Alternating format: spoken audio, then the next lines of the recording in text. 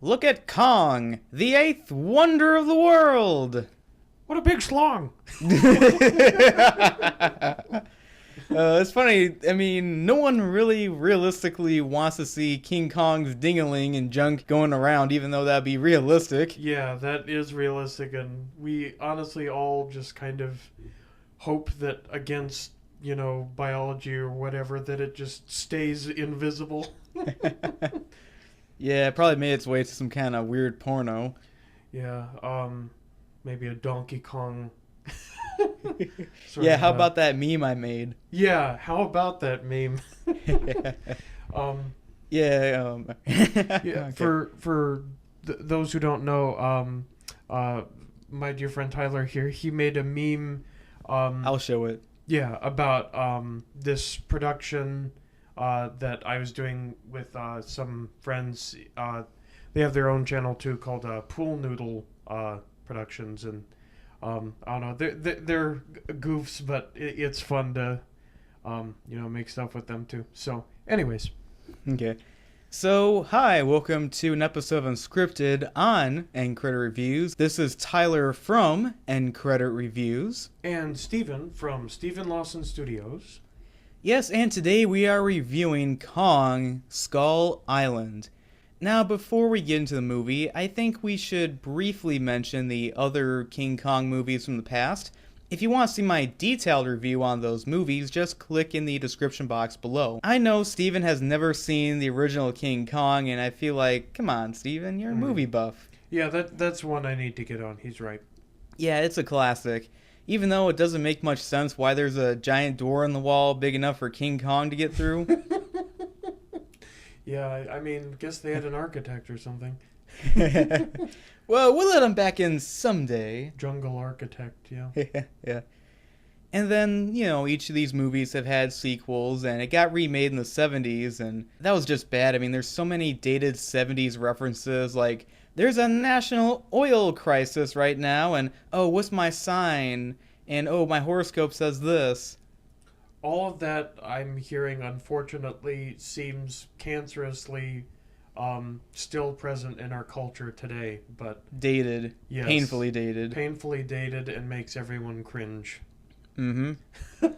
And then it was remade in 2005 by Peter Jackson, and to this very day I can't decide if I like the original King Kong movie or the Peter Jackson remake from 2005. I can't believe some people in recent years have bashed this movie blindly. Because I remember one time we were talking about the King Kong movies, and there's this one guy who said oh, I hate that 2005 remake. I like the one more with Jeff Bridges. And I'm like, okay, why? And he just walked away. Yeah, because there's no defense for it. I mean, if you're an idiot, you're an idiot. That just happens. I mean, I have nothing against people having a different opinion. I just feel like, okay, what's your, backup statements? What is your kind of points? Because this is basic speech and argument 101. Yeah, they have to be able to defend it, or they kind of prove to everyone, well, I just am not very bright.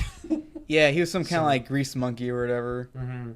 Bunch of them around here at least, but Yeah. But yeah, I mean, I watched that recently and I felt very sorry for that Kong and that sort of thing. And yeah, the CG is really good in that movie still. I mean, it's kind of better than the CG from Jurassic World, and that came out 10 years later. oh yeah, I really I don't know if I've said this on any of Tyler's things before, but I really like that King Kong. The only problem I really had with it that I think It's too long. most people have is it was too long, because the first hour was just get to it. We don't care about the people just riding a boat and being people. We care about Kong. Well, they wanted to establish some of the human characters to, try to care about them in some way. Yeah, but there's establishing, and then there's get to it. This is I cancer. know, but that was kind of like that in the original King Kong, too. It took a while to get to the island as well. I got you. So anyway, we now have a loose remake of King Kong called Kong Skull Island from 2017. This movie was directed by Jordan Vogt-Robers, who was fresh off well, not really fresh, several years ago, from a movie called The Kings of Summer. And I thought that was a fine movie, but I noticed there is a trend in Hollywood where they pick these like directors who directed a indie movie that was semi-liked, and then they skyrocket them to a big budget movie. For example, Gareth Edwards, who directed the movie Monsters, went to direct Godzilla, and then the guy who directed Safety Not Guaranteed went to direct Jurassic World, and the same case for this one. The main reason why this keeps happening is that Hollywood knows that they don't have to pay them as much and they can control them more versus like a high-profile director like Steven Spielberg or Christopher Nolan, and they can throw them under the bus so the movie doesn't do so good. Like, look at Josh Trank with the Fantastic Four reboot. Honestly, though, let's take a moment to realize how good that is for like the up-and-coming generation of, you know, aspiring film directors and film buffs in various capacities, because, there definitely is established big names, Cameron, Bay, Abrams, Spielberg, stuff like that, who are, big ticket sales and, of course, require a lot of money to get themselves. But for people like us, the fact that they're taking people with just moderate levels of success and basically giving them the chance higher up on the ladder, that's fantastic. And that honestly makes me feel a little optimistic. It can be hit or miss, as we've seen, of course, but it's good for people seeking employment in that regard, I think. Yeah, that's true. But again, it can kind of go a little iffy and in a way, but I don't know. We'll see how it goes in the future. Yeah. So the plot to Kong Skull Island, taking place in the 1970s, is that there is a scientist, played by John Goodman, that wants to go to an expedition to a recently discovered island on a satellite called Skull Island, and he calls on people in like the military and so on to investigate, and they come across a giant ape known as Kong, not King Kong. I guess he has to earn that king status when he fights Godzilla. And, there's different ones. We have a mercenary played by Tom Hiddleston. Loki. We have... we also have other Marvel characters in this one. We have Samuel Jackson as a militaristic leader. I'm trying to remember what his rank was. Nick Fury. Yeah, I've forgotten what his rank was in this, too. But And then we also have Brie Larson, who's going to be Captain Marvel. I think Miss Marvel sounds better, in my opinion. She's the photographer in this one. And we also have John C. Reilly, who was in Guardians of the Galaxy. He's in this one as a guy who's been on the island for a long time. And there's other characters, so on.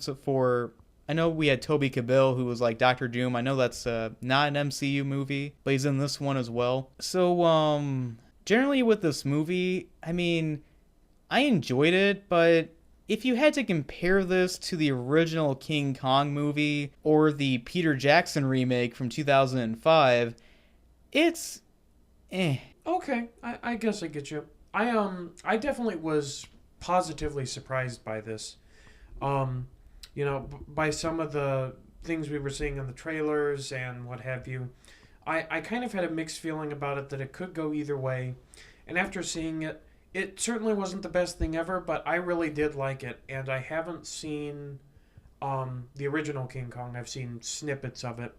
And I'm going to get on that, Tyler. But I have seen Peter Jackson's King Kong, and I saw at least a good chunk of the bad 70s one. Definitely better than that. Yeah, definitely. No doubt about that. I mean, I'd be pissed if this was worse than the 70s remake. Yeah, that would be bad. But at least from where I was standing with it, also considering the factor that going in, this is trying to build a cinematic universe with Godzilla and other monsters. Yeah, it wasn't like distracting, like hitting you over the head with it. It was trying to be, in a way, its own movie, but at the same time, leaving room open for the end. Which, by the way, there is something at the end credits that you should definitely watch. So stay if you didn't feel bad. Or go see it again. Yeah. Or just wait till it comes to home video. That's cheaper. That's true.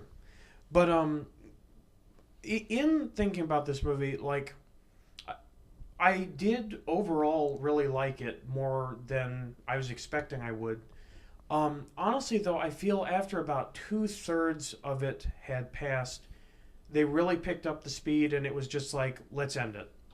And Yeah, a little too soon, I would say. that to me was like, eh. And there was also, I'm not going to mention who, but there was kind of like a big final boss fight type of scenario. Climax. Yeah. That was a cool idea, and I was looking forward to that. And they showed him, and I was just like, this is a letdown. That, they really didn't, you know, outdo themselves with this, final battle that took place. Yeah, I mean, at least he's still more creative looking than, all the Cloverfield monster clones that we've seen in the past decade. Sure, yeah, definitely. I'll agree to that. And I will say that in terms of getting to Skull Island, I will say that was definitely one of the improvements of this Kong, even over Peter Jackson's, because it dragged to get there. And this one, it was just quick, establishing why are we going there, how are we getting there, okay, we're there. And that was fine to me. That was overall more that needed to happen. You could argue that a little more development could have happened, and Definitely. I wouldn't disagree with you there. But it was certainly better than just dragging and dragging and dragging. And so, yeah, like, I overall did like this. And there was some cliches towards the end that took me a little bit out of it compared to Peter Jackson's, which really made me feel for Kong. Definitely. But they also couldn't do the same thing as in the other King Kong movies of, spoiler, R.I.P. But in this one, they did something a little different. They emphasized, more than one Kong possibly, existing in the past. And Tyler said that was in Peter Jackson's. You see that. Well, yeah, he goes into the cave and you see like some of the skeletons of other Kongs like him. It was a very subtle touch, I would say. I honestly didn't notice that. I believe that would have happened, but I think again it was such a long movie that's a detail that I lost in it. And this it was fairly prominent. And despite not having the ending that we're used to of Kong going to New York and what happens. The Harambe treatment. Exactly. I think considered they did fine. It was just a solid overall movie. Okay. Okay. I feel like it sounds like too much like trying to wrap it up, but actually I feel like we should, in a way, talk about the cast. Oh yeah, definitely. Okay. So I guess the top billed character is Tom Hiddleston's character, and I feel like he was fine, I guess, in the movie. He did his job for, what he had to do. Mm-hmm. But I was about to say that Tom Hiddleston going up against King Kong, or Kong, this is like the worst tall monster that he has ever had to deal with ever since he dated Taylor Swift. Air horns. Yes, absolutely. Agreed. Yeah, I don't understand why people keep defending her in that. She's pretty cancerous. And why men keep going to her. She's not that hot. She's not, and she's always got this buzzed look on her face like, what? Where am I? I just took something and, like, was out for a bit and, like, what? I have to do a concert now? What? Like, just a constant, like, where some people have, like, resting bitch face or something like that. She just has this look of, kind of confusion and daze. Dazed and confused? Yeah, exactly. And I'll just call it resting hoe face. Yeah, that's a good placeholder, definitely. Okay. So we have, Samuel L. Jackson as this military guy. I'm trying to remember his rank, sorry about that. But the thing was that I noticed that in this movie, it was also stated in interviews that they weren't doing the whole Beauty and the Beast story that we've seen in other Kong movies. Mm-hmm. With this one, I kind of saw it as more of a Moby Dick story, to where, Samuel L. Jackson's character was like the captain guy who wants to get revenge against the Beast. And that, well, in that one, it was a giant whale. But in this one, he wants to get back at Kong because he killed a lot of his men. Mm-hmm. And that, like we saw in the trailer. Even though it turned out to be completely idiotic for him to continue pursuing this quest, but it's understandable why he would in the context. Yeah, but wouldn't it make more sense to just go back for reinforcements and then counterattack with a much bigger force? Because you don't have as much supplies. Absolutely. Or men. Yep. It sure would. Which again, is foolish in that. So then we also have Brie Larson in this movie as a photographer. She boo. Yeah, I don't know. There are times in the movie when, we see, Brie Larson has this kind of, face, she's, confused. You saw, there's, a still image where she's running away from a monster, and she has this, look on her face, what am I doing? That sort of thing. She's a talented actress, and she's attractive, too, but... Oh, yeah. Honestly, I prefer Naomi Watts in the Peter Jackson remake. Yeah, I also think that has something to do with the, honestly, direction of Peter Jackson over, what took place in this film. By Jordan Vogt-Robers? Yeah. So, I wouldn't take a whole lot of this onto her, acting. I will say there were a few parts that felt a little wooden in terms of her acting, but overall I think she did a fine job, and she is talented and beautiful to look at. I'm just gonna add that. I'm just gonna add quickly, if you put Naomi Watts' face on Brie Larson's body, equals perfection. Yeah. And there were parts in it, talking about the romance aspect. They definitely hinted at it at a couple parts. And I honestly thought, in a couple of the things where, of course, Tom Hiddleston was, holding her hand boy, I ain't looking for the friend zone. You better get the hell out the way. Yeah, no, but I feel like that's kind of a recurring problem in recent movies. I noticed is that we have a lead male character and a lead female character, mm-hmm. and the best they do was just hug. Mm-hmm. They never really get to first base at all. We saw this in, Pacific Rim and Rogue One, mm-hmm. and this one. And I feel it's kind of a recurring problem. I know that not every single characters in movies need to hook up, but I notice this is a recurring problem in mainstream movies. Yeah, don't worry. By the sequel or the third, there will be heavy breathing and humping involved, probably, but depending on the complaints. But yeah, no, it's come on. You tell me none of these characters have a sex drive? Yeah. Yeah. That's all that really has to be said about it. It's true. That's yeah. human nature. So yeah.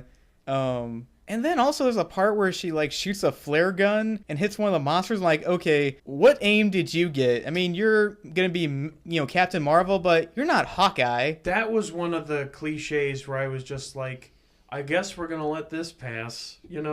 Because she obviously had no experience with it. And she even had this face surprise, and then, shoots it, and it nails it, and I'm is that the Nancy Sue characters or Nancy Drew? I think it's Nancy Betty Sue characters. Sue, wasn't it? Or Betty Sue characters or whatever. Mm. You know what we mean, where you have this female character where it's oh yeah, I'm all tough and powerful now all of a sudden, even though it wasn't really established, and that's just my character. I have no much of a personality. It's an out to the situation, the end, pretty much. Yeah, that was definitely the case twice in it. Yeah, no spoilers at all. Right.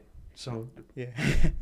So then I think my favorite character in the movie, as well as a lot of us, was John C. Reilly, mm-hmm. as this one guy from World War II that crashed his plane. And I liked his different jokes so wait, the Russians are enemies now?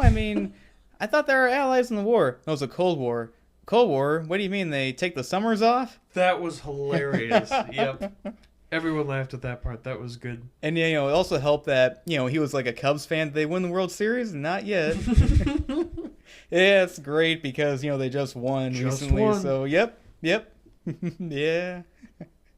yeah, it was really funny. And he was definitely, entertaining in that. I kind of see John C. Reilly as like one of those actors like Ron Perlman where, yeah, they're not the typical handsome Hollywood person, but they're entertaining and they're likable and they're good actors too. And I was, I wasn't sure how I was going to feel about him going in, but by the end of it, it really paid off. And also, due to some of his other memorable roles and other things, say comedy, kind of how he broke in, there was this part involving a boat, and of course I immediately nodded to boats and hoes, I gotta have me my boats and hoes. Yeah. And that was satisfying. But he was good. He was legitimately good in one of the highlights of it. Yeah. And then another one that honestly wasn't in the movie that much as I thought he was going to be was John Goodman as the scientist character who's working for Monarch or whatever it was called. Yeah, where, Monarch. Yeah, he was trying to prove that these monsters exist and that sort of thing. Mm-hmm. In a way, I kind of saw him as the Carl Denham character. Who? The movie guy from the earlier, King Kong movies. Okay. That spearheading the expedition. Sure. And that sort of thing. And, so like Jack Black's equivalent? Yeah. The beast! Yeah, I mean, it's kind of debatable who's heavier. John Goodman in this movie or, Jack Black in the King Kong movie from 2005. And I know John Goodman has been losing weight and I'm happy for him. But they still have to oil up and fight while King Kong and Godzilla are fighting in the background. This is mandatory. But the thing is that John Goodman is like taller and Jack Black is shorter. So you got to put into that factor. I'm just saying maybe they're even. However, Jack Black does have the pick of destiny. Let's not throw that out there. Oh, yeah, and he knows Kung Fu because Kung Fu Panda movies. It's true. And on, John Goodman's roster, Fred Flintstone, and he was part of the military, and he's a crazy guy who kills people in Cloverfield Lane. 10 Cloverfield Lane. Yep. So, those top tens, I think it's coming. Versus matchups. Epic rap out history. Yeah. So, anyway, a few other actors I wanted to mention. One was Toby Kebbell as another military guy, but also he was the guy who did motion capture for Kong in this movie. Mm-hmm. It's kind of like the equivalent of how Andy Serkis did the motion capture effects for King Kong. He was the guy doing that. Mm-hmm. But he was also one of the crew members in the 2005 remake as the cook guy. He had like one eye closed and he had like a mustache. Oh. Yeah, I feel like he was okay. Again, wasn't in the movie that much as I thought he was going to be. And then I think one actress to, kind of mention was this actress, there's this Asian character who's another scientist. Her name is Chan Jin. And I mean, she did okay in the movie, but I just felt like, Chinese marketing pandering. Yeah, I mean, I'm okay with that, honestly. I also think that due to some of the, ways we've promoted certain properties like Despicable Me and Grown Ups 2 and other things recently over things like Pacific Rim that deserve it. And don't remind me. Meanwhile, in Asia, they get our shit straight and, bid us on that. And speaking of which, in 2017, it is the first year on record that Asia is, for the foreseeable future, supposed to pay the entire United States in ticket sales. So they will start having more influence than we will. And I honestly say, for things like Fast and the Furious and, those two that I just mentioned. And Adam Sandler movies? Yes. Good. Please take the wheel for a while. Just get rid of those and just keep everything else. Because we need to get our sorted, apparently. We just need a quick purge right now. Yeah. For those kind of franchises. Yes, yes. Yeah. And it was funny that you mentioned that there's a part where Brie Larson's character is taking pictures of like different military guys, and they're like flexing and that sort of thing. And you were joking like, yeah, I feel sorry for her because she's like the only like woman and attractive woman on the ship. Yep. And I said, don't worry, the other Asian woman is also on there, so at least they get to split it up. 50-50, Yeah. 50-50 semen dealing. Literally because of okay, I'm not gonna explain it. Yeah, we could go into more details, like how Dave Chappelle does a joke like, well, the stock market and this sort of thing. Explains the meaning behind it. Yeah. Okay. And then also a couple of other characters in the movie that were sort of there, where we had Corey Hawkins as another scientist character. He was, Dr. Dre in that Straight Outta Compton movie. No, he was. Was he Dr. Dre? Yeah. Okay. Yeah, he's in that 24 show now. Mm. And we also had Jason Mitchell was also in this one as a military guy, but I think he was Eazy-E. Yes, he was Straight Outta Compton. And that was interesting because he had a lot of muscle on him compared to his role as Eazy-E, where he was skinny. He was skinny because of HIV. So that was quite a transition. Yeah. But I think the one character that easily steals the show we should talk about is Kong himself. Mm-hmm. Now, what did you think of the effects on Kong and what he did? Overall, I liked them. I mean, they were... I think the effects overall in this were pretty good. Yeah, I would agree. I wouldn't go as far as to say they were, mind-blowing, next level visuals, but at least, especially with Kong and the scenes with explosions and fire where he was illuminated, those looked really on point, in my opinion. And even against the skull crawlers in various capacities, that looked fine. But some of the other stuff, like the buffalo that they show in the trailer and stuff, just briefly, they have in the movie, they looked a little grainy and not finished to me. Like that, honestly, I feel like they were good enough. They were good enough, but I feel like in the age of visuals we have, good enough isn't good enough. So that was one thing where it was like, could have put a little more detail, but overall, fine, decent. Yeah. Also, we had like these village characters and that.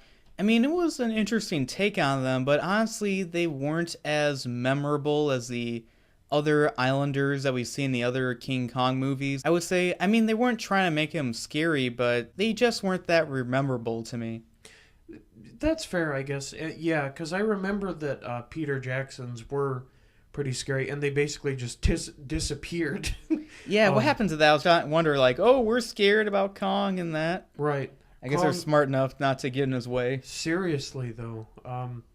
Yeah, and also, when I saw them, I was just thinking, boy, ever since the Green Inferno, I don't know if I'm comfortable with any Aboriginals. It's terrible, but I would like to see the villagers from the Green Inferno versus the villagers from the Peter Jackson remake of King Kong fight. Boy, leave me out of there though, because I'm not refreshments.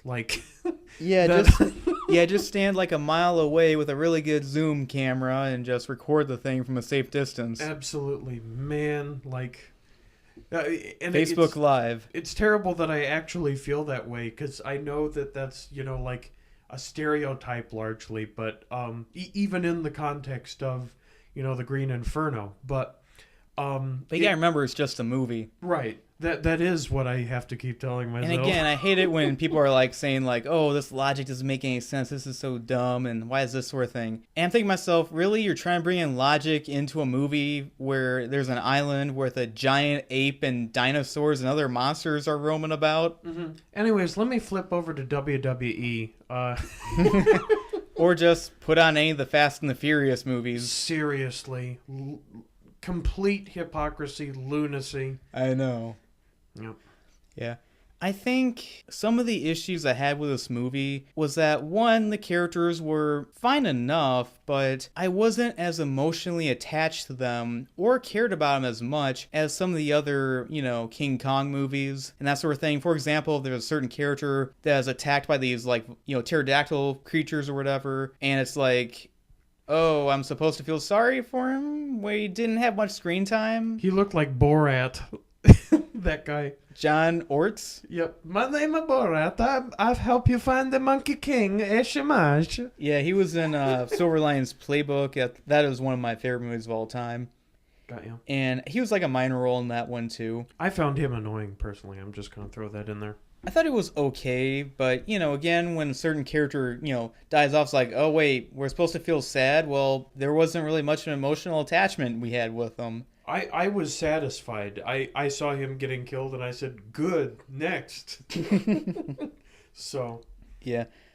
But then also is that there were moments where there was cool action, but sometimes there were some kind of campy moments that were sort of questionable. From time to time, where we see they were attacking the skull crawlers. I'm thinking to myself, how much, how tough is their skin against a heavy machine gun? Yeah. And then the other was that there's a part where I guess they're in a helicopter. We see a bobblehead of Richard Nixon moving. I'm like, this is kind of distracting, especially during a serious moment. I don't know. It's kind of like the equivalent of let's say there's a big, dramatic action scene, and then suddenly someone's pants falls down, and we're supposed to find this funny. It just seems, I don't know. It just doesn't seem right, out of place. I thought it was funny briefly, but they literally went back to it 2 or 3 times, I think. And it's now you're just wasting footage.